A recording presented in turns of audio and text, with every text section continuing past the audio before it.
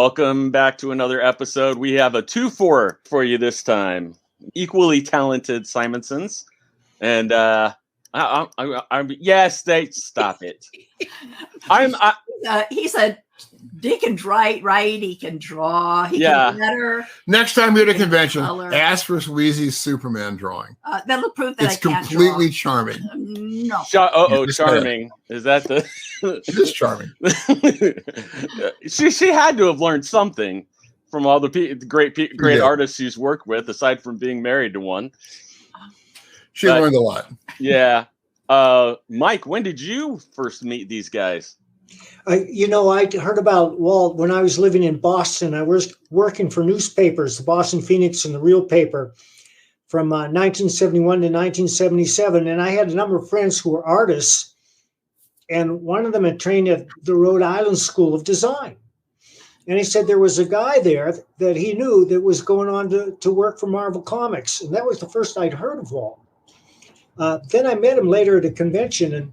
And although my memory remains hazy, we were both at a convention in England at one time. That's right. We flew back together on the same plane and arrived at dark 30. And the Simonsons put me up for the night. They were kind enough to do that, so I didn't have to go looking for a hotel. And I've never forgotten that.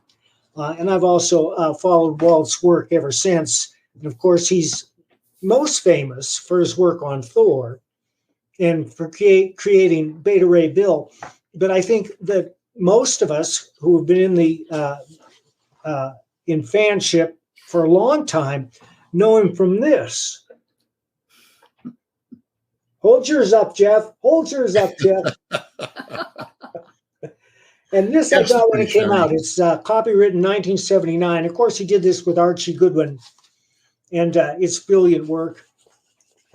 And his style was fully formed by then. And that's something about Walt, is that his style is instantly identifiable. He doesn't really draw like anybody else, and nobody else draws like him. But he's got that magic because his art is perfectly suited for superhero comics, which he's been doing all these years. It's true. I mean, I did work at that. I like comics. There was a book a million years ago called Whole Grains. Artie Spiegelman and somebody else edited it. I don't remember. And it's full of quotes, just from all over the world and all over the different people, different fields, everything. And there's a great quote from Karl Barks. And the quote from Karl Barks is, as I remember it, "I'm a duck man, strictly a duck man." And that's kind of how I feel about, I'm a comics guy, strictly a comics guy. So I haven't had ambitions to go out and do other stuff or get in the movies or TV or whatever it was. What I would like to be is the best possible storyteller I can be in comics. And so that's what I've worked at. And I'm a huge fan of Jack Kirby's. Part of what I liked about Jack's work was the incredible energy in it.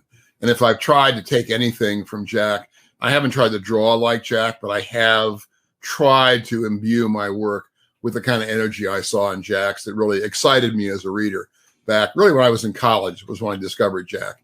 So I Marvel Comics in '65. So, well, I think you succeeded at that. And not only that, you're sui generis. I think you're probably impossible to copy. Jack Kirby has inspired dozens, if not hundreds, of imitators. Steranko has inspired his imitators. Neil Adams has inspired his imitators. But nobody dares to draw in a style like yours. That's probably because I make it up as I go along. I have no idea what I'm doing. Here's one more quote then, which I totally loved. This is Rudyard Kipling. It was from some silkscreen company. I did silkscreens a million years ago in art school. And someone like that had this quote from Rudyard Kipling. And it said, "They copied all they could follow, but they couldn't copy my mind.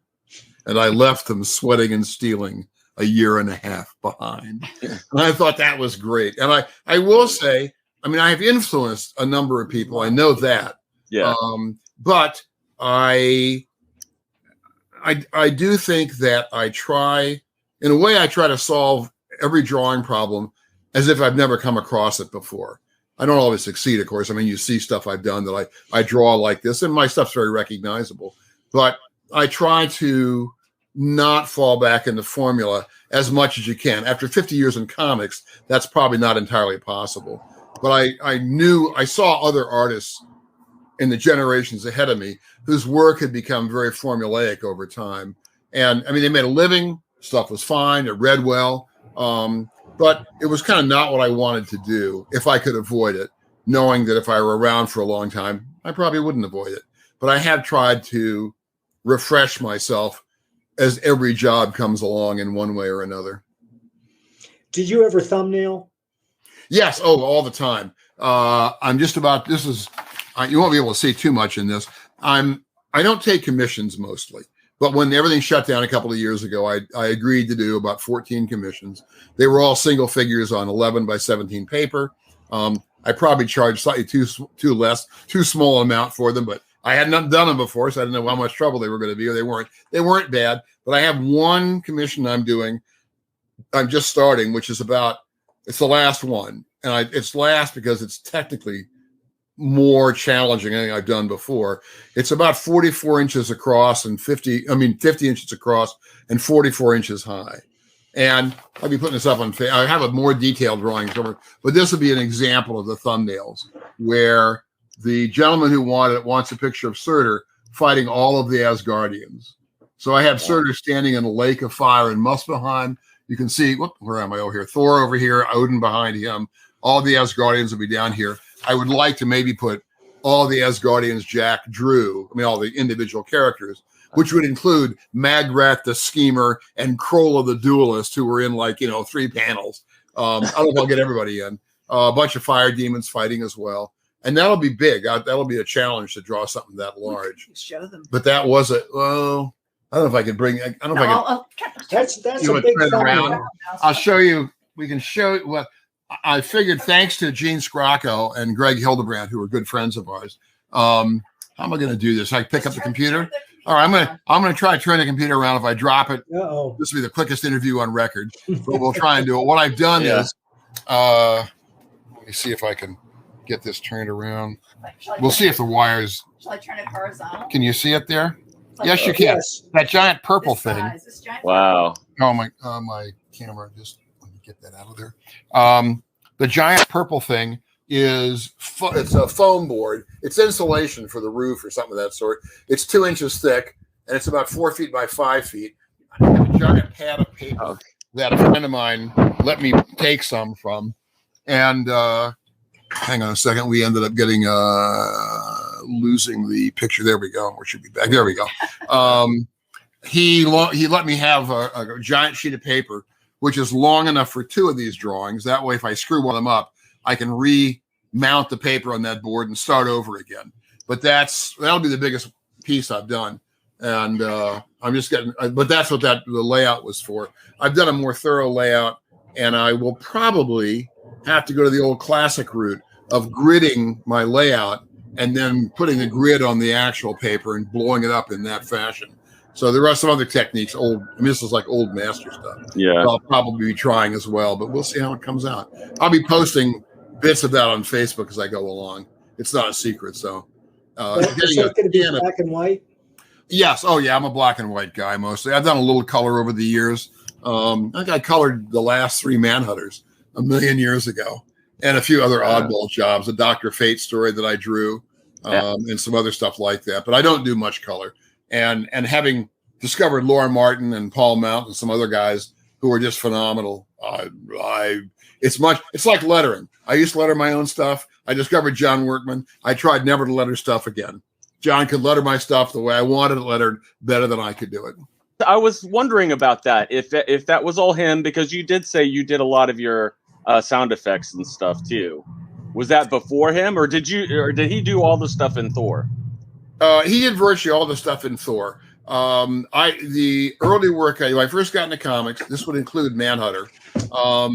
I used to have the letterers do all the small lettering in the balloons and captions. Right. And I would do all the panel borders, all the balloon borders, all the cut lines on the outside, and all my display lettering. So titles, sound effects, anything like that, I did myself. I wanted all the shapes in the drawing to be related to my drawing.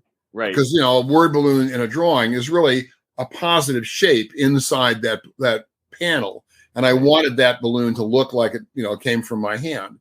So I'm sure I was a dream for a lot of letterers because they got paid their full amount. Didn't have to bother any of that stuff for drafting out panel borders or doing the sound effects. And then when I began working with John on Alien for Heavy Metal, a graphic novel adaptation of the movie Alien, John was the art director there. He's the guy who hired me, and he lettered it. And I discovered in his work a guy who could letter the way I would like to letter if I were better at it. And his background, I mean, his lettering approach to lettering is both calligraphic and typographic. And that's where my stuff comes from. So I found somebody who can do what I can do, but better than I can do it. So I'm thrilled to have him letter this stuff. On that one, we mentioned, we talked a little before the camera went on about the silent Manhunter story. And because that was Manhunter and I had done my own lettering on that, or at least I'd done the sound effects, I did do the sound effects on that 23-page story. Because once again, it was the way we had done it. Archie had done it a million years earlier. Right. But for the most part, John does all the lettering, including us on an art piece of artboard where I've got a panel and have a sound effect. I would draw a rectangle at whatever angle I want and the length I want it. Usually my scripts have a lot more letters than he can fit in, and he will just put in as many letters as fit. He'll drop some. He'll, you know, he won't add any, but he'll drop some. You know, I'll put in 15 T's. He'll have 3, stuff like that. Yeah, but he will. So the final sound effect is really a combination of John and me as to how it comes out. Okay. Have you worked for other publishers other than Marvel and Heavy Metal? I did a lot of work for my early work was for DC. When I first came to New York to get into comics, DC was producing the comics I was most interested in. I've been a Marvel guy in the 60s, loved their stuff. But by the end of the 60s, the early 70s, I felt they were kind of repeating themselves. And DC was trying a whole bunch of stuff. A lot of it didn't last very long, but it was really cool. And so I went to DC first to try and get into the business and was lucky enough to be able to do it. And I met Archie. He began feeding me small amounts of work that kept me alive. Short job here, short job there, usually backups for the war comics. And then finally, literally only about 6 months into the business, he asked me if I wanted to draw this new strip he was going to do for the back of Detective Comics called Manhunter. And I said, sure. And that was really my entry into the business. Before I began that, I was one other new kid trying to get into comics. And when that was done, all the professionals knew who I was. It had enormous impact. It won a bunch of awards. There wasn't the kind of fandom we have now. So there wasn't like a fan response the way there might be now to something like that, for good or ill. But we ended up becoming, well, Archie was already well known, but I became better known professionally because of that strip. And I never had to look for work again after that strip came out. Yeah, Archie was my editor too on a number of titles. He was great. He was the best. Yeah, he was a wonderful human being. Weezy, would you tell us how you came to Marvel? Jim Shooter asked me to come to Marvel. I was at Warren Publishing. I was the editor-in-chief there, which made me the, a big fish in a really little tiny goldfish bowl. I had played volleyball with the Marvel guys just because Walter played volleyball with the Marvel guys, and I guess they got to know me there. And I suppose Shooter was aware of the work that I did, so he asked me to come work at Marvel, and I'd edit there, and I said sure. Jim Warren was very upset with me. He had spies all over the place, and he found out that I had gone out to lunch with Jim Shooter. And I got back in the office, and he was just wroth. He was like, leave this place immediately. Whatever. Wow. So I did. He was an intense human being. I went to New York once, and I interviewed Jim Warren, Stan Lee, and Barry Smith. For Cream Magazine. I think it was all on the same day. Oh, that's quite an accomplishment, and you lived to tell it. Yeah, but I'll never forget Jim Warren. Is he still alive? Yes, he is. I had a run-in with Jim, my first guy when I came in New York, actually a couple of years before I got into comics. And it was strange. I mean, that's a whole other story. But one of the great things about the way life turns out is that Jim Warren and Walter and Louise Simonson trade Christmas cards every year and occasional notes. Yeah, you sent him a birthday drawing. And I sent him a birthday drawing. I did a drawing of Vampirella and Uncle Creepy and Cousin Eerie, little headshot, like a little 3 heads in a group, and sent those off to him, and he was very pleased to get it. You know, I always liked him. He was a little volatile, but I he's kind of an amusing guy, and he really kind of let me do whatever I wanted to do, which was a lot of crazy stuff over at Warren. Yep. So, what's not to like, really? I mean, he would yell, but I told him that he was allowed to yell, but he wasn't allowed to yell at me. He could yell about things, which is different. And, it worked out that was the way we had it. We had a system going. I mean, he could be just a complete pain in the ass. Yes, he could. But he could also be the most charming creature on God's green earth. And, he was actually very smart, and he had a lot of good ideas. So, yeah. And he had a real eye for talent. Yes, he did. Yep. I mean, he employed a lot of people early who then went on to do, some pretty cool stuff. Great stuff. Including, Archie was one of his early editors there. So, did he ever tell you about a World War I airplane he was restoring? Oh, yes. We saw it. We were out at his beach house. Yep. 1.5 million years ago. 1.5 years ago. And he had his own home on the North Shore of Long Island, way out on the island. And he also, somewhere a half an hour away, a little more in, he had a cabin that he could put people up at. A cabin, a beach house. A little beach house, a guest house. And he would put people there. I think probably people he was trying to schmooze. Yeah, and then he would let the people from the office go if there wasn't anybody. That's right. Really spectacular book. So we were all out there one time. And I have to say, boy, Jim knew how to spend money. I mean, he spent it in wonderful ways. So he had us all come over. We were all out there for a week. Wheezy and me and some other people. DeBay and Mahali and all the people. One of the writers, whose name I'm blank, was a good writer, but I forgot his name.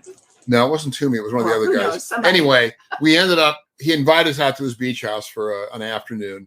We went there. When you drove up on the road, the driveway went off, and it was a little circle that went in front of the house and then came around again. You went back out, and sitting in the circle, I'm going to have to. I don't remember this for a dead certain. I think it was a Sopwith Camel. Yes, it was a full-size Sopwith Camel. And so right then I said, I want to be this guy.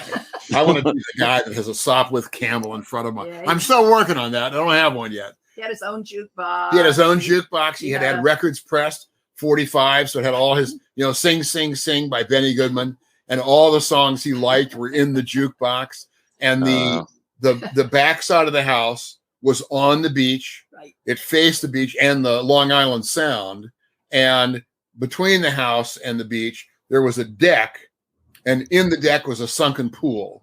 So you had a pool you could swim in, or you could hop up, jump onto the beach, and go out and swim in the Sound. Yeah, he knew how to So do it was nice. It was really a nice, and then just to make it sure, a Jim Warren story, there were 2 big tanks beside the house. I mean, they were 6 feet high or thereabouts. Might have been propane tanks, I think. And on that side of the house, there was an apartment, like a long apartment building that it was long-wise toward the ocean. So it was like this. And so all these windows facing his house. And so on the house, he had painted, or had somebody paint, in line art, very simple cartoon drawings of a naked man and a naked woman. And they were anatomically correct. And he got a lot of complaints from the people who lived in the apartment building. And he could have cared less. He did the retaliation for something. There's something done. They had a feud going. They had some stuff going back and forth. That's right. I don't remember what it was. There was some stuff going back and forth. So that was his revenge. So was publishing the source of his wealth? Yes. Well, at that time, I think he quit publishing eventually. I thought we had assumed he was going into real estate. I don't really know, where his interest moved from publishing into other things. Also, we've had the impression, but I don't have any real information about this, that a lot of the money he made in publishing was also because of the Captain Company. Oh, absolutely. That's where the money came from. That's where the money In a came way, from. the comics, the 3 magazines were catalogs with you bought them for the comics, but kids would, or adults, but then there'd be a catalog in the back with like a million different things he would sell, like a Wookiee mask or a a stormtrooper blaster or whatever was around, monster masks from earlier before Star Wars. And the impression that we always had was that that's where the money really came from. I don't know if that's true. But he did the clever Disney-esque thing of making people pay $1.50 for his catalogs. Yes. Which I thought was just brilliant. It's like you that's a win-win situation right there. Yeah. And I've paid money for catalogs myself, model car catalogs or pop music catalogs, and I've saved them, and some of them are worth quite a lot of money. Oh yeah, so you're still in contact with him. Yes. Oh yeah. Yeah. It occurs to me we should try and interview him. Oh, that would be wonderful. I would be, let me drop him a note. I don't have an email for him, but I'll drop him a note and see if he'd be interested. That'd be great. And I presume if I hear back from him, maybe I will, maybe I won't. We'd be happy to put him in touch. He's probably That'd be wonderful. Right now. He's got to be in his mid-90s by now. Yeah. Thereabouts. But he seems completely sharp when we write and notes. The letters we get so. from him. He wrote. I had a couple of years where I didn't get Christmas cards out. I had one year where I was just slammed with work. I mean, I got them out. I every year just to some friends. And Christmas cards are his job. And they're my job, not Wheezy's job. So if they don't go out, it's not Wheezy's fault. And so but I had a year where I didn't get them out. The break in Christmas and Thanksgiving wasn't very long, and I just had slammed with work, and I didn't do it. It was the first time in decades. And I kept thinking, I'll get them out at the last minute, or I'll get them out right after Christmas. And eventually I just said, screw it. And I just didn't do it. And, it was kind of a relief, actually. And then the next year was like our big COVID shutdown a couple of years ago. Yeah. And I wasn't really depressed by COVID. I mean, not the way a lot of people were, but it just kind of lay on everything. And so I just didn't do it again. And eventually we got a cards from Warren those 2 years. And I got a nice little note from Jim saying, hey, where's my card? More or less. And so I wrote him back, and then we knew when his birthday was. I don't remember when it was now. And so I did a little drawing, really by way of an apology for not keeping in touch, and sent it back to him. He was really delighted with the drawing. So I got to tell you, when I first got into comics in '72, if you had said, "Oh yeah, you'll be friends with and sending Christmas cards to Jim Warren by the time you're an old man," I would never have believed you. You should tell them the story about your interview with Jim Warren, your first meeting with Jim Warren. Like everybody has a first meeting story. I bet you've got. Yeah. I'd love to hear about your interview. I will say mostly I do not remember when I meet people. Like the first time I meet anybody, I do remember flying back in the airplane with Mike, and he was sitting next to me. We were shooting the breeze, but mostly. Like good friends of mine, I have no idea. I just know it's about here, but I don't really remember. In Jim's case, I was at art school, the Rhode Island School of Design. I was getting interested in comics. I mean, I read them when I was in college. I went to college twice. I liked college so much I went back. And I read college the first time. Read comics. That was when Marvel was really hot, mid-'60s. And then by the time I was in art school, I'd begun to become interested in drawing them and trying my hand at them. And so I did a 25-page or 26-page comic of Thor, Marvel's Thor, that I inked. It wasn't the whole thing, because by the time I got about 25 pages into it, I didn't like my inking, and I thought, I'm going to have to learn to ink better before I finish this. And that was the time before I knew anything about whiteout or anything about crow quill pens or brushes. It's all rapidograph. And that means it's on Asgard. There's a million stars up in the sky. So the stars are all a number 2 rapidograph where you draw little circles, bigger and smaller. And then you get number 4 rapidograph, and you fill in all the sky in the panel with a number 4 rapidograph. I mean, just insane. But I didn't know any better. So I had that comic, and I went to New York. It was in a sketch. It was in a bound sketchbook. And how old were you at this point? I would have been. I was I was a sophomore. So I'd already been to school. So when I went to RISD, I was 21, probably 22 or thereabouts. And I took it to New York. And that was at a time when you could show up in an office and they would frequently just let you come in. Right. Not so much now. And so I went to the Warren office, which at the time went to DC. I met Len and Marv. I met Neil. Sal Amendola was assigned to take me around and show me stuff. I didn't have any appointment. They said, oh yeah, say I'll show this kid around. So Murphy Anderson was there inking. I'm kind of remembering Murphy was inking in a tie and a vest and a jacket. I don't know if that's true or if I'm just, but back then it was not as casual as it would be now. So, and Murphy probably could do that and get away with it. So I did eventually go to Warren. I don't think I went to Marvel. And I went down, they were on 42nd Street, and I'd never seen an arrangement like this before. I got out of the elevator and went up to whatever floor, 5th floor, 6th floor, 3rd floor, whatever it was. And the door opened and you were in the room. Like it wasn't a hallway with doors off, but it was just like a New York loft where you walked in and there you were. And there was a guy named Chuck McNaughton who was the Warren's assistant who was working there at the time, and introduced myself. And eventually he showed me into Warren. Warren had my book and he'd looked at it and he kind of read me the riot act. I don't remember much about what was actually said, but at the end of it, kind of took me over the coat, reamed me over badly, and then said, essentially, we'll send you a script. I thought, wow. So I walked out of there going, holy cow, really? I got back to RISD, the Rhode Island School of Design in Providence, got back there, and one day a script showed up. Now, he's not alive anymore, so I will say this, but it was a script by Gardner Fox. And I had read some Gardner Fox at DC. He was not my favorite writer. I have a broader view of that now than I had at the time. But I kind of went, holy cow, Gardner Fox, really? And I thought, I'm doomed. And what I got was a 6-page story, monster story. And on the side of the scripts for each page, there was a little box with smaller boxes inside, the layouts for essentially the panel breakdowns for each page. Now, nothing was inside them, but I followed those. I said, okay, a big panel, then 2 small ones, a big one here. I used those as my guides for my layouts. I didn't know any better, and I wouldn't have thought to just throw them out and do my own version. I penciled it. They didn't want me to ink it. They were going to get some guy, another guy, a guy who I did not know, but I knew his work. And they were going to get him to ink it. He was like me, a new guy in the biz. And I sent it in. And after a while, I got it back with a rejection notice. I got a nice note from Chuck McNaughton, which said what they'd really been looking for, these like wild layouts that I'd had in the Thor comic I'd shown them. And I thought, then why the fuck send me these little drawings that I'm supposed to be following? Those might have been Gardner Fox's little drawings. Yep.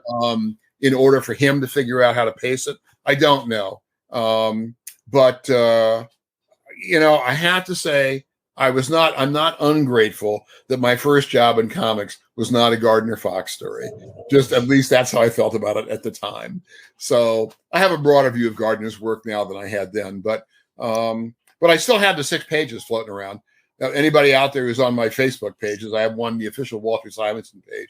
If you go in, there's a gallery of old stuff, which goes back to when I was about in 3rd grade and runs up into the mid-70s. And somewhere in there, I have at least one of the pencil pages. And I will say, they're not great. I'd probably have turned them down too. Or I'd have given them to someone like Jack Davis to ink, and then or Wally Wood, and then they would have looked fine. Nice. But that was the other thing that Warren told me. That's right. This was really the best part. Thank you. Which was that because he was taking his valuable time to look at my work, and it was interrupting his day, he was going to pay me less than their ordinary page rate, because that would sort of compensate him for his own time. And I was green enough not to say, listen, asshole, your job, one of them is to be an art director and look at stuff. So don't give me any crap about taking money out of my pocket. But, I wouldn't have, even if I thought of that, I wouldn't have said it at the time, since I had no leverage. But I did think it was very funny. And I was kind of crabby about it at the time. Now I just think it's funny. I know. Yeah. I just think, Jim Warren. Yeah, I know. It becomes an anecdote. It becomes an anecdote. I can dine out in that story from time to time. So, Weezy, how much work did you do for Warren? Oh gosh, I think I was there 6 years. Walter knows how long I was 6 someplace. Yeah, okay, he's my timekeeper. I was an assistant for a couple of years, and 2 the years. editor-in-chief there for 4 years after that. Yep. And you wrote a couple stories. Oh, I did. Or Yeah, one or two, not Is many. that where you started writing fiction? Yeah, I did. I didn't use my name when I was at Warren, and I didn't pay myself for them. They were things that I could just sort of slip in when things didn't come through, because I think I used Alex Southern as the name. What I didn't think it was right to take money as a writer if I was the editor. It just didn't seem right for me to hire myself, which is crazy actually now, because Bill DeBay did that all the time. I don't know how this got into my head, but it did. Well, you didn't have a modern enough So yeah, I did a couple outlook on. I did a couple of stories there. I did a story about gene splicing critters to do underwater mining. I don't know. I love gene splicing stories. You know, where you got they're part human, they're part animal, and they're created to do a task. And I don't know, for some reason that always grabs me. So I did a story about that. And I think I did a time travel story. Maybe so. And also, I will say this about the movie Splice. We haven't seen that. I haven't seen I'm not sure I want to see that one, frankly. But I will say the other thing about it that Weezy didn't say quite this way is that she also felt that it was unfair for her as an editor who had a regular job to take money out of the hands of freelancers who might otherwise be writing the story that took up the 6 or 8 pages that she was filling. That was why it took me a long time to start doing writing at Marvel, was that I didn't. Shooter wanted all of his editors to do freelance work as well. I think to see what it's like on the other side of the desk. And I didn't want to write something there just because I had a lot of writers who worked for me, and I knew they were feeding their families by writing. And if I grabbed one of their books, well, then, they're out the money. And, but then Shooter hired a batch of new editors, and I got bored. So I thought of, because what that meant was her workload was cut in half. Yes, and it was I could do the work fine. And they had she had a ton of books back then. Editors had lots of books. Weezy could breeze through them. Yeah, that's because I hired people who knew what they were doing and were really good, and I liked. It's because Weezy was really good. Let's not kid ourselves. I was good at picking people whose work was good. Well, that's an important function, maybe the most important function of a good editor. Probably so. Yeah. Anyway, but you could keep track of all of it. I could. Is what you could. Sometimes. Yeah. Except for the cover that you did for me. But that's another story. Uh-oh. No, that's just a funny one. But so when my work had been cut in half and I was bored, I sort of thought about creating a comic about little kids who were superheroes. And I told Shooter, I said, well, I have this idea. So maybe a mini series or whatever. Poor little kids who are superheroes, their siblings and blah, blah. And he said, okay, well, write it up. Maybe we can get a mini series out of it. We'll see. He did not have faith. I could see that. It was a crazy idea. And I wrote it up. And then June Brickman came into my office. And a lot of people can't draw kids, but it turned out that June actually could. She had spent some time at Six Flags when she was a kid doing, the portraits and, sitting for those people. Yeah. So, she'd drawn a lot of, people, grown-ups and kids and everything. So I handed her the script and I said, draw the kids. And if I like what you've drawn, then I'll hand us to Shooter together as a team.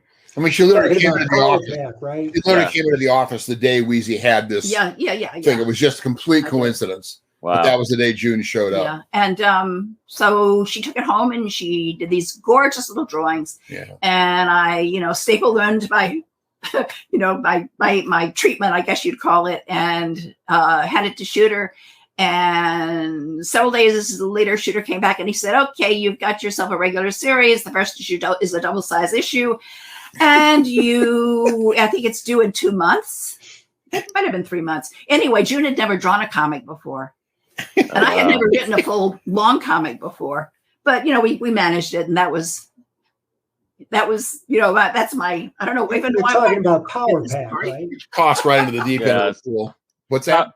Power Pack, right? Yes, Power Pack. That's right. Yeah. Oh, yeah. June came back with the kids drawn in their costumes. and the little logos nice. on their chests. No, actually, no, Very cool. She hadn't drawn the costume. Oh, she hadn't drawn them? I thought she had drawn them. No, Just for the we kids. designed those later. It was the kids. Oh, And she, you know, and she drew them in character, like, you know, Jack, who's our that's right. Jack, who's our little grumpy kid, had his arms folded and his lips poked out, and you know, Katie was, you know, being her usual little cute little kid self. And I think Julie had a book, and Alex had braces. She had one of those things with. Oh wow, nice. So it was just cute, and Shooter loved it, which was really nice, you know, because honestly, you've got to give the guy credit because that wasn't really a crazy idea, but it worked out. But it worked. He liked it, so it was a good comic. And I guess everybody else, a lot of other people liked it too. So that's of the books we've done.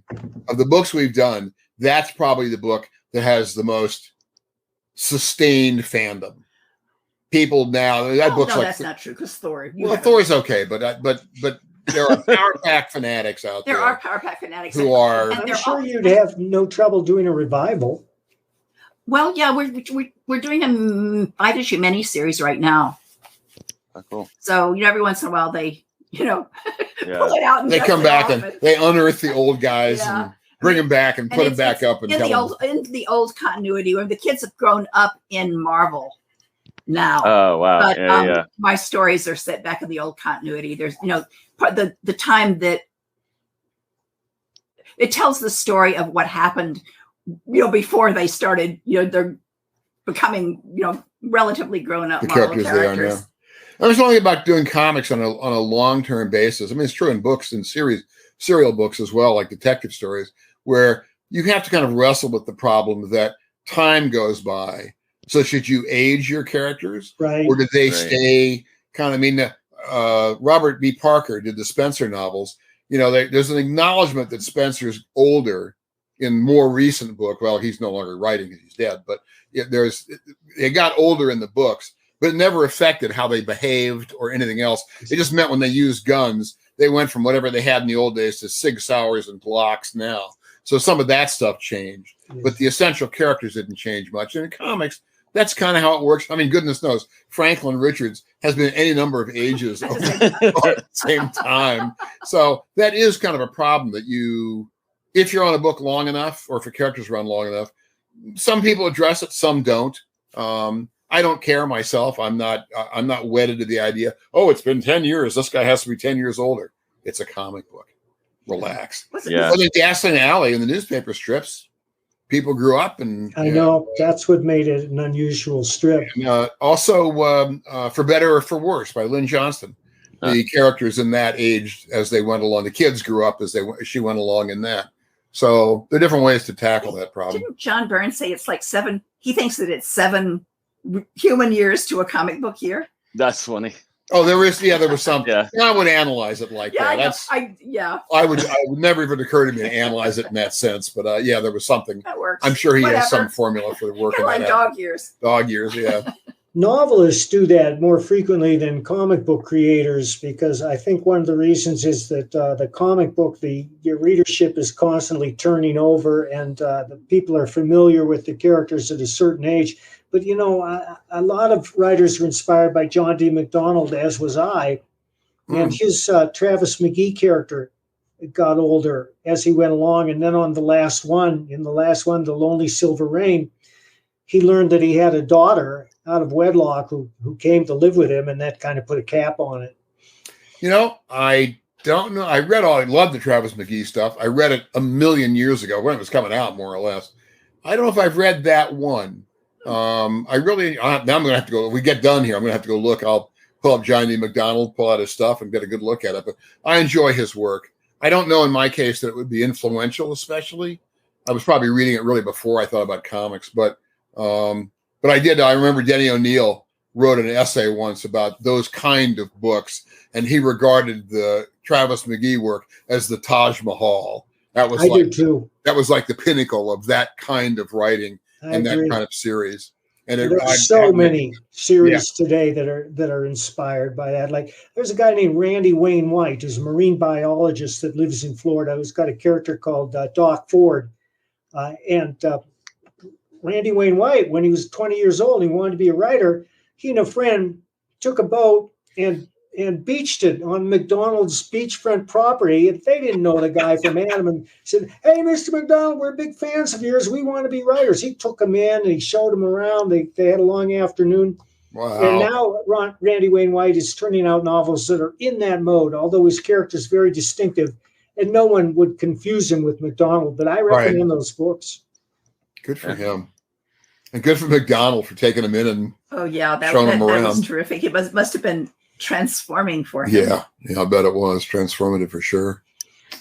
I wanted to, I'm just curious. Where did the horse-like alien come from for Power Pack? June likes horses. I was wondering. She does. She owns a horse. They're actually seahorses. They're seahorse-like aliens more than horse-like aliens. Well, little hooves and that's just. But that was inspiration. I had thought, for some reason, I was thinking rabbits. I'm not exactly a big Alice in Wonderland fan, but I was very imprinted by Alice in Wonderland. I was one of the first books that I can remember having read to me. I was 3, and my grandmother read it to me, and it is so weird. I mean, obviously, it sunk deep into my psyche, so that I go to Alice in Wonderland before I go to anything else, even when I don't realize I've done it until like years later. I think, oh, gee, well, there you go. That's where I got that idea.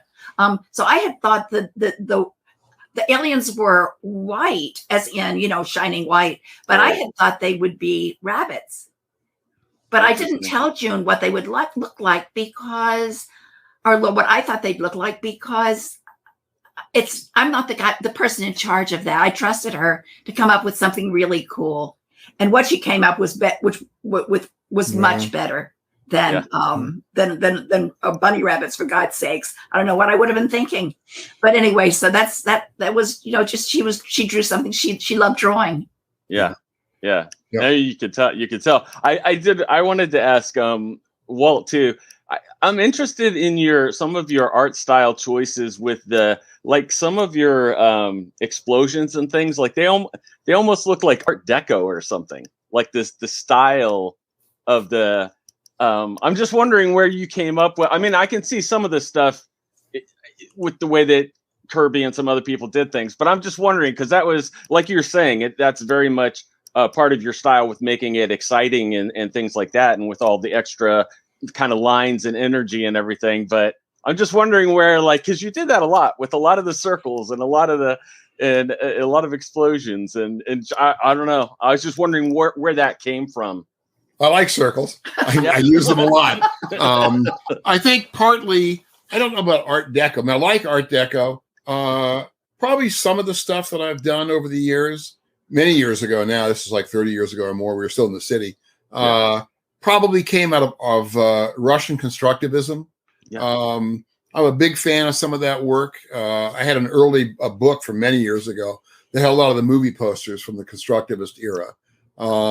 I took a short course at I'm going to say the Whitney, but I'm not sure it was the Whitney. It was somewhere up on the east side of Manhattan, and they had a little evening course on Russian constructivism, which included a brief performance, a fragment of a performance, 3 or 4 performers from some Russian constructivist play, and they really applied the ideals of that stuff to all sorts of different artistic endeavors, and that was pretty cool. I don't remember much about it now, but I did like the way they sort of the photo montage, the way that stuff worked out, and just the design elements. And so I sort of incorporated some of that into my work, but mostly, a lot of Kirby. Obviously, I'm a big Kirby Crackle fan. I use a lot of Kirby Crackle. Yep.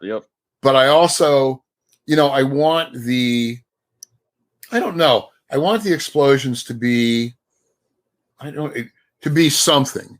I don't want them just to be kind of random crap on a page or whatever. Right. I want them to have their own life. I mean, in a way, it's almost like doing abstract art. I'm not a giant abstract art fan per se, but when you create those, I mean, that on the one hand, it is a storytelling thing, so it's not really abstract. It's got meaning in terms of the story, but it's also something where I want the page design to be effective. The one time I did something that didn't work out. It worked out okay, but it was not what I intended to do. Yeah. I did the adaptation, drew the adaptation for Alien, the original movie. And at the end of Archie wrote it, the adaptation. At the end of the adaptation, about 4 or 5 pages from the end, this is a spoiler warning for anybody who hasn't seen Alien. You can turn the sound down now. But there's an explosion. I'll just say that. There's a giant explosion. And my original idea, and I inked the page like this, was I put 2 concentric circles. They were off center, so they were cropped a little on one side. I like asymmetry. And I filled in between the 2 of them with black. So they were about 1.5 inches thick, or this giant circle was. And my original plan was to take whiteout and a brush and draw a series of lines in whiteout, so it would radiate out through an equal amount of white and black and white and black and white and black. And somewhere along there, I realized I'll take the next year getting this done. That's just not going to. And you had about 2 minutes. I had about 2 minutes to do that job. I got that whole thing done in under 5 months, in the last third. That was the one. I was working at Warren and coming home and coloring comics at night. That's right. And taking pages in and getting them in Xerox. Was I Xeroxing at Warren? them? If I did, I would have paid Warren for it. Yeah, I don't remember that. Or whatever it was. But it was someplace else I took them. We're going to get photostats of them to get the color. Was that it? I don't remember how we that might have been it. We got photostats. We shrank the page down a little bit, bigger than printed size, but smaller than the originals. And that way we mounted those on chip. Actually, we paid our daughter and one of her friends to rubber cement all these photostats down on chipboard, on cardboard, so they wouldn't buckle. And then those I discovered very early on I wasn't gonna be able to color the whole thing. I didn't have time.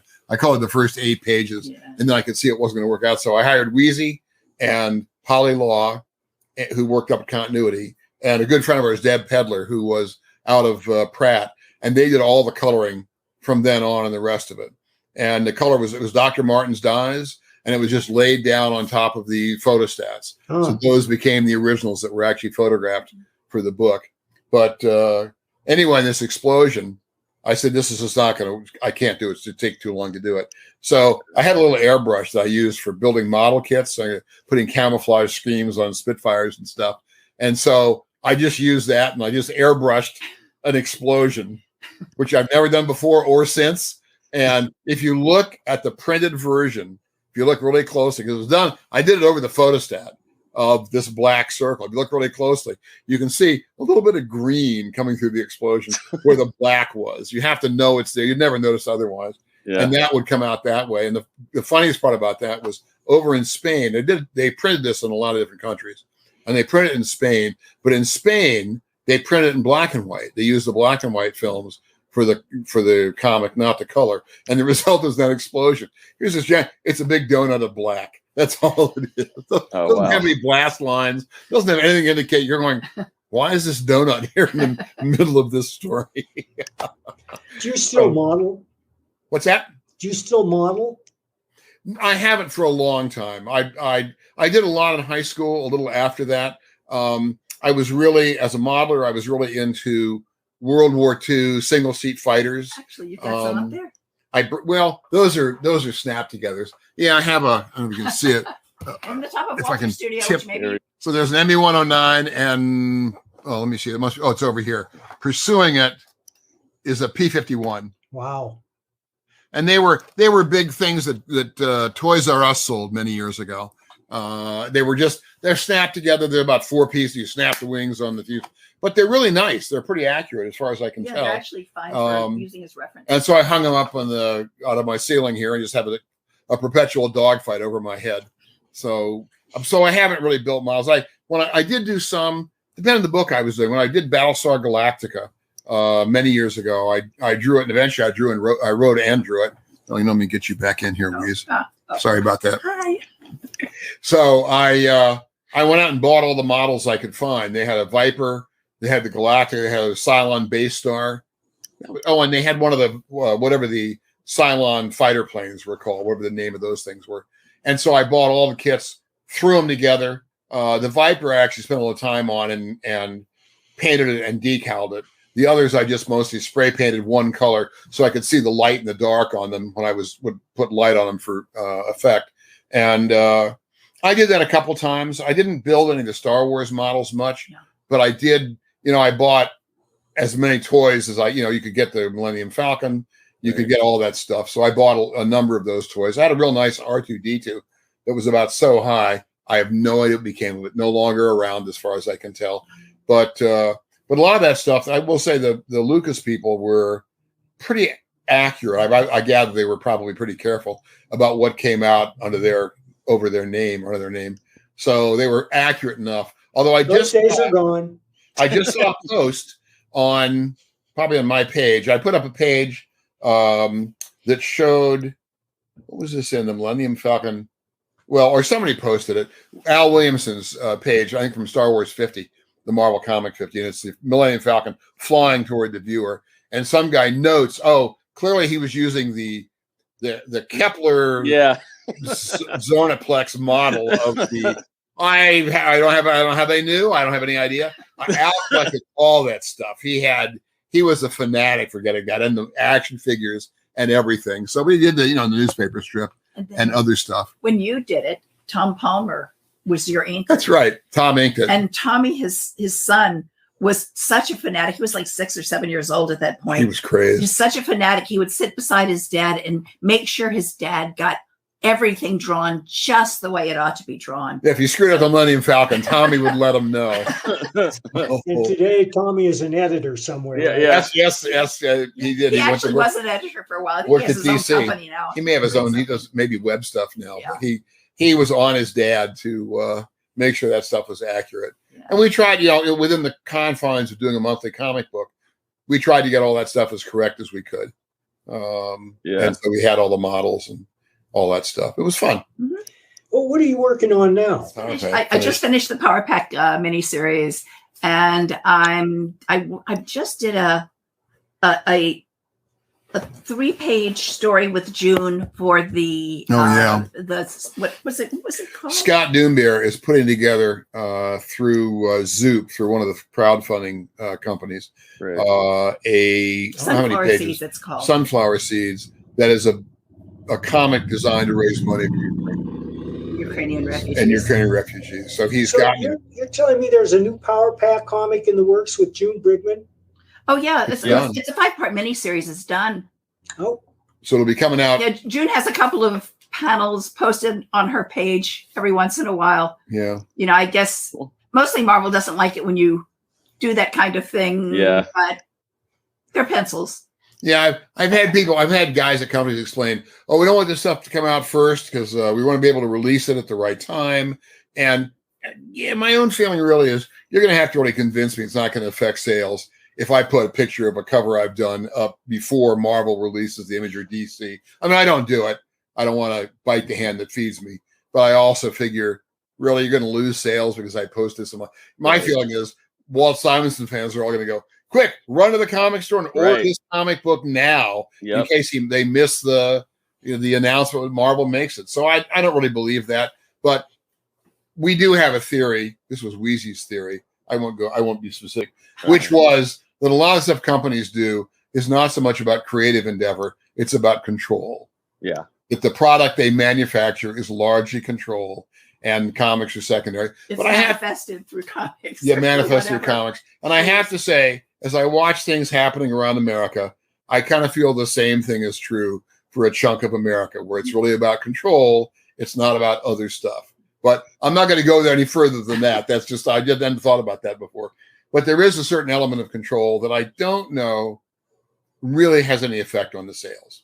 I mean, sales departments kind of like to run stuff. They kind of like to tell you what they want done. And I'm not convinced that makes the best comics. Yeah. Or even the ones that sell the best. But I think for that, you have to have a lot of freedom, really freedom to fail, because not everything you're going to do is going to work really well. Right. But occasionally, sometimes it takes a while for things to catch on. Absolutely. And by the time people have noticing that they're good, they've pulled them. Yeah, much of my work, 20 years after I've done it, people go back and say, this Orion stuff wasn't too bad. That was a genius job. Yeah. Why did you quit doing it, Will? Yeah. Yep.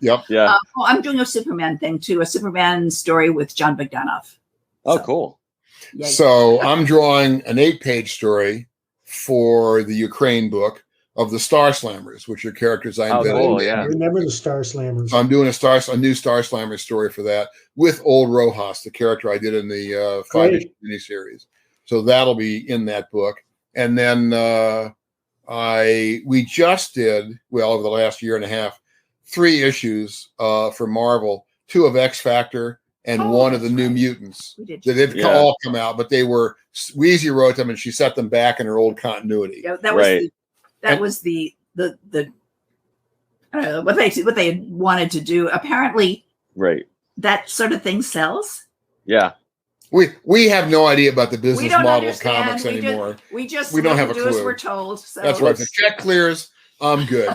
So I did just, and actually the New Mutants job was very helpful to me because I've never drawn the New Mutants before, at least not as a book. I've done individual ones in X Factor and places like that. Right. So it was all New Mutants. It was a lot of characters. It was like a miniature X-Men Teen Titans book in 20 pages instead of in 60. There were a billion characters. So Weezy researched all that stuff for me. She found all the and of course they changed costumes all the time. So she had to find, this was set in a particular place in her continuity. So she found all the costumes for me. And I got one of those accordion folders, like 18 envelope, pockets. And we just filled it with stuff we printed off from the web of all these characters and their outfits. So I could more or less keep them straight because I couldn't remember them all. And that one, for whatever reason, I decided, because I don't do this, never did it before. I decided to ink it with marker instead of with pen and brush. I mean, I know a lot of kids do that. I say kids, not all of them are children, but they're all kids to me. Right. So a lot of them use that stuff, Copics and, the brand I always use. I can never remember the name of the damn thing. What? Is it Prisma something? No, it's Pigma markers, and there's some other name as well. Anyway, so the stock at not Marshall's, Michael's, the Michael's craft store stock went up like 40% 1 month because I bought like $8 billion worth of markers, and I didn't know which ones were any good, so I brought them all home, tried them out, and the one whose name I cannot remember, I have to look. I can't. I'm too embarrassed. Well, don't they fade after a while? Well, I don't know the answer to that. I mean, the answer is yes, they used to. I've got I've seen Alex Toth pages where the markers have turned red and the black line has become red and it's fading away. Yeah, in fact, we had a little drawing upstairs. I have a drawing upstairs. It's almost gone now. It's almost gone from Alex. That was for My Tour, a TV thing, one of the TV shows he did. Yeah. It's a pteranodon flying, and it's gradually flying into the distance by fading out quietly on the paper. But most of the pens now have a little says archival along the side. Oh. Now, I don't know if I believe that. So see me again in 10 years. It's like define archival, really. Yeah. And so I don't know if that's really true or not. They claim to be. I'll find out eventually. But I had a lot of fun doing it. Drawing with a marker like that is a lot more like sketching than using a Crow pen or even a brush. There's a freedom of it. You don't keep dipping your pen or your brush. You just kind of keep going. They don't last all that long, which is the reason I bought 5 million of them. So I could just throw them out and get to the next one. And then this is where I'm leading with the jobs I've done. Just recently, I did an 8-page story, I guess. They just had a Thor 24 came out, which was its whole number 700. They did a big issue with it. They got Jason Aaron to do a story, and I think Dan Jurgens did a story. I haven't seen the comic yet. It has come out. JR, I think, did a story. Drew, maybe Dan's story. I'm not sure. Forgotten who else is in it. And they asked me to do an 8-page Beta Red Bill story. And so I haven't done Bill in 35 years or thereabouts. That's about right. And so I come up with an idea. And again, I fit it into my old continuity because a lot has happened to Bill since I left the character. And I haven't followed a lot of that. And I don't want to go back and spend all the time researching it to do 8 pages worth of stories. It was easier to go back and just do something that fit. And so I did I enlarged on his origin somewhat. So he never shows up in the kind of Thor costume I gave him originally. They've gotten rid of that anyway, but he shows up in the armor I gave him in the first panel you see him in. And I did the layouts, and the way I normally work, I'll do the layouts, I'll put tracing paper over it, I'll indicate where all the balloons, the lettering go, I'll ship those off to John with a script, John Workman with a script. He'll letter everything, and he'll put all the panel borders in and the trim lines around the outside and all the balloon borders and everything. It'll come back to me, and then I will pencil it. I'll tighten it up at that point, because that way, if I have a little loose, I'll have like little, circles and dots and for eyes, and not quite stick figures, but very much like that, just so he has some idea of what's going on in the panel. When I get it back, if I discover I've got a balloon that covers somebody's head because I didn't guess right about the amount of space, I can redraw it, with that light pencil. Right. If you erase it, you don't care. So I think all the best pencilers put in the word balloons. I think it's essential, because if you leave it to the letterer, they're gonna. It depends on the letterer or the writer. So I get it back. Well, actually, I sent it off to John. I get a call from John the next day. It's on Strathmore 500, which is generally really good paper. I've used it since I was in the business. And he says, I tried laying down a line for a panel border, and the ink just beat it up as if the surface of the paper had a resist on it. And so you have to lay it down 3 or 4 times to get it to lay down. And that means lettering, it's going to be just a complete pain in the ass. Yeah. So we discussed what to do about that. And one of the thoughts was, well, the layouts are done. I could scan them all and then print them off in blue line on good paper I've tested, and send them back to John. And then I thought, I just did this job in marker. I said, how about marker? Have you tried that? And John said, no, he hadn't tried that. And he had markers. So he tried it. He came back to me. He says, this paper takes marker as though it were designed for marker. And I said, great. So he lettered everything in marker, and I inked everything in marker. So having done this earlier job and kind of gotten used to it, I was able to breeze right through the 8 pages of Beta Ray Bill and get that done. And it was fun. And we did discover that those pens are great for filling in blacks. Oh, yeah, man, they're fabulous. And I end up filling in blacks when you get really late. Yep, this is my beautiful female assistant right here. I've got helps me out. What can I say? And it's so much easier with these markers than it is. Yeah. That's like a brush marker with a very fat, flexible. Yeah, the markers tend to go every which way. So brushes do. So we're hoping it doesn't turn red in 10 years, but at least the job's in print. So and if it does, well. If it does, so what? So and I have to go look. Let me slip behind you for a second. It's for some reason this name never sticks in my brain. Oh, I did use Tombow markers as well. Tombow markers. Tombow, which were good. Microns. Micron. You must remember the name Micron. That's those are the ones I found most amenable to the way I work. So I used microns, and Tombows were good. The Tombow came with a plastic point. They had 2 of them, one a little harder point, one a little softer. She had a little extra line variation in it, and I found those to be very helpful as well. So those are the 2 eventually I mostly relied on. You were telling us off air about Archie and Manhunter. Yep. We should definitely have you at least share that before you leave. Okay. All right. The story was. What's that? Enough time has passed since he first told it, so he can tell it fresh. Maybe I can tell it fresh again. I did Manhunter. I was 6 months into my career when I started Manhunter, so a year and a half when I finished. It took about a year to do. There were 7 chapters. That was correct. And it'd been reprinted a couple times. And then DC wanted to go back in the 90s and reprint it again. And they wanted Archie and me to do a new Manhunter story. And we couldn't think of a story. The problem was we did not want to do a story that kind of fit in some weird place in the continuity to expand the space between 2 panels or whatever it would have been. And so nothing really developed. I mean, years went by while this was floating around. In the meantime, or somewhere in there, Archie developed lymphoma. I think lymphoma is correct. Yeah, and he was ill and fighting it, and then in remission and fighting it in remission for about 8 years. And one day he called me into his office. I was up at DC, just annoying editors as I tend to do. And he said he's had an idea for a story. So I went in, we sat down, and we did what we used to do in his apartment a million years ago when we were doing Manhunter. The later issues, first ones he did full script. Later we done Marvel style. And we talked about the plot. He gave me his idea, and we talked it. Mostly he plotted it. I kibitzed. But we were able to work out an 8-page story. The original chapters were pretty much all 8 pages. So we wanted an 8-page story, and it was an epilogue to the original series. And it wouldn't involve, I mean, in the original series, spoiler alert, Manhunter dies. And weren't going to bring him back.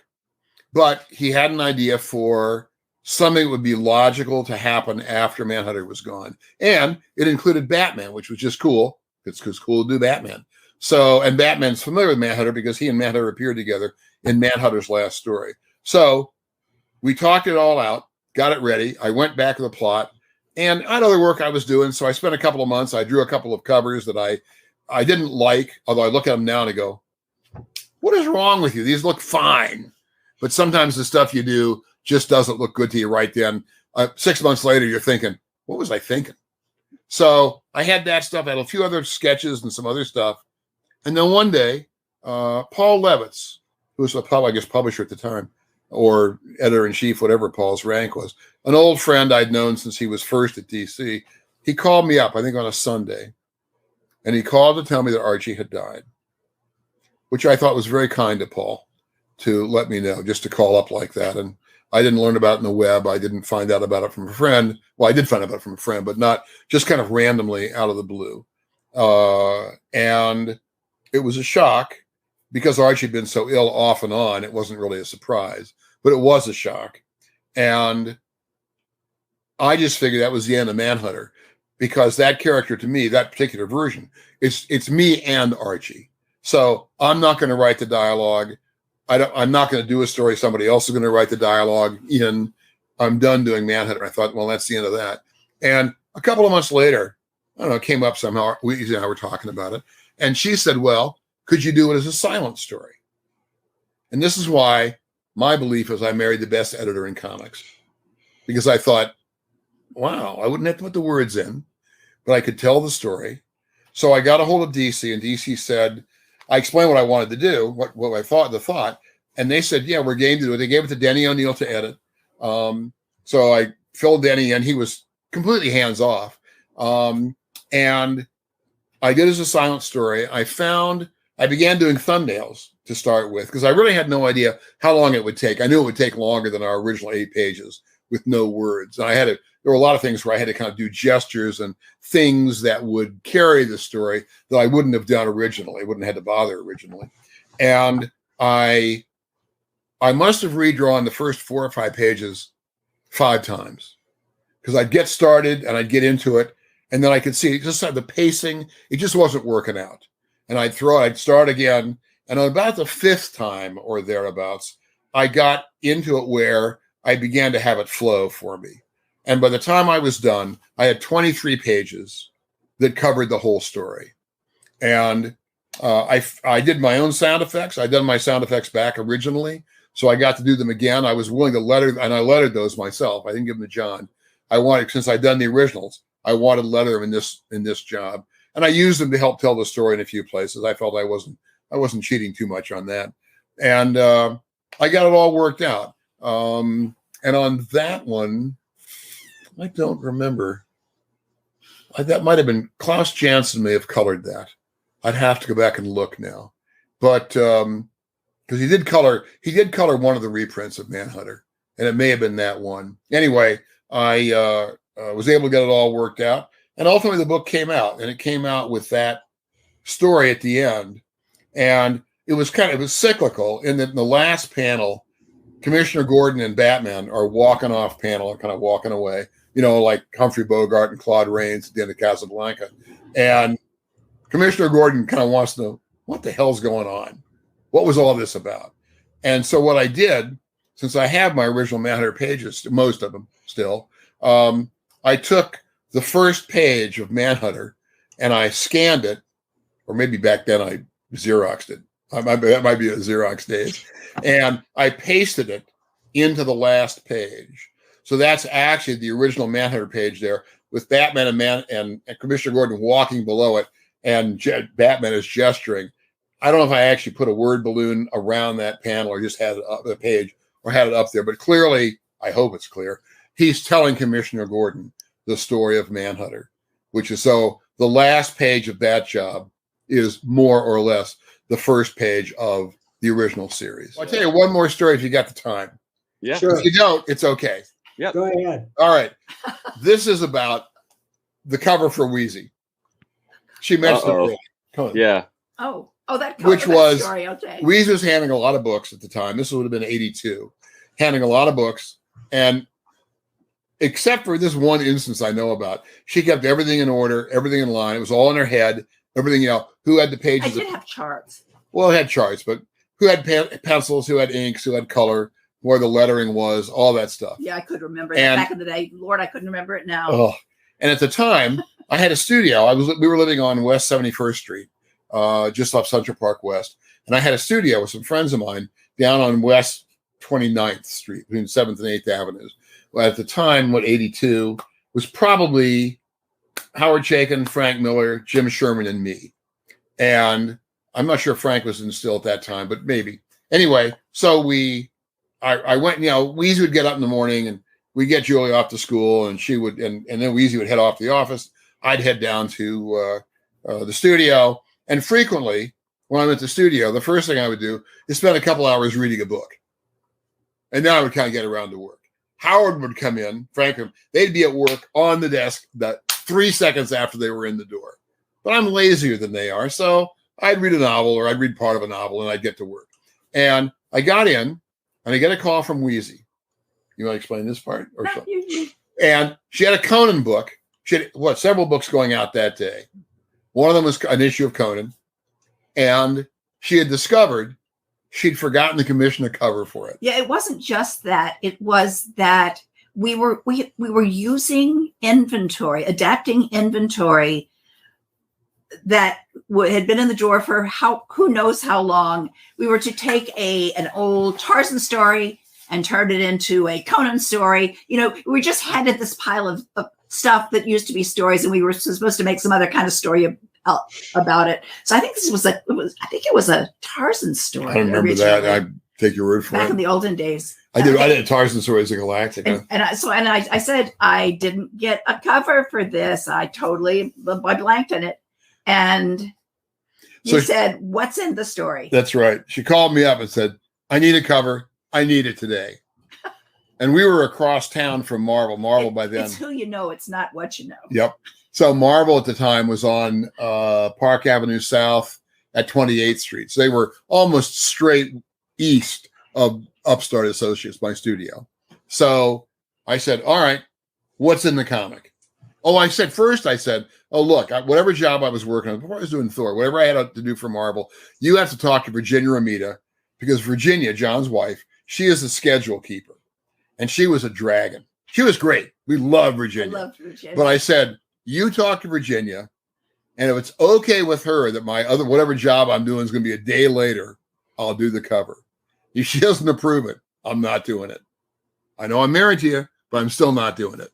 So you talk to Virginia. I talked to Virginia, and she said, sure. And Wheezy got along with Virginia really well. Loved Virginia like I do. So Virginia said, he called back in 5 minutes, less than 5 minutes, said, okay, you can do the cover. So, okay, great. What's in the comic? Well, it turns out Conan fights demon this, demon that, demon something else, different animals. And a giant demon owl. And a giant demon owl. I said, okay, that's all I have to know. So I sat down, I penciled furiously. I penciled a picture of a giant owl dropping out of the sky with Conan upside down on his claws, trying to strangle him, I think, or something like that. And I penciled it in a couple of hours. I grabbed my pens, my brushes, my rapidographs. I inked the crap out of it in an hour or maybe 2 hours. I got it all done by the middle of the afternoon, and I ran over to Marvel. I probably didn't run the whole way. But I never had any wind, but I did run as fast as I could go. Got it over there. Wheezy got it. They slapped a trade dress on it. They got it colored in 14 seconds. I have no idea who colored it. George, even back probably. then. George probably colored. You're right. And got it colored, and it went out of the house that afternoon, just in time to make the comic book. And the really annoying part about all this for me, it remains one of my favorite covers that I've ever done. I have worked at other covers I have sweated blood over. That cover, I just went to get it finished. and it now hangs in our front hallway because it's still one of my favorite covers, and it annoys me every time I see it. It's also an anecdote. But it's also a good anecdote. Yeah. And it worked out. It came out really well. It was a good cover. Thank you, Simonsons. Yeah. Been our It's our pleasure. Thanks for It's been a having me. hard interview to top. I don't know about that, but it's been good to see you guys. You too. I hope we'll see you in real life down the road somewhere. I hope so too. Yeah. So Yeah. you guys take care. Everybody out there sees this. Take care. Be safe. And we'll see you next time. Bye. All right. All right. Take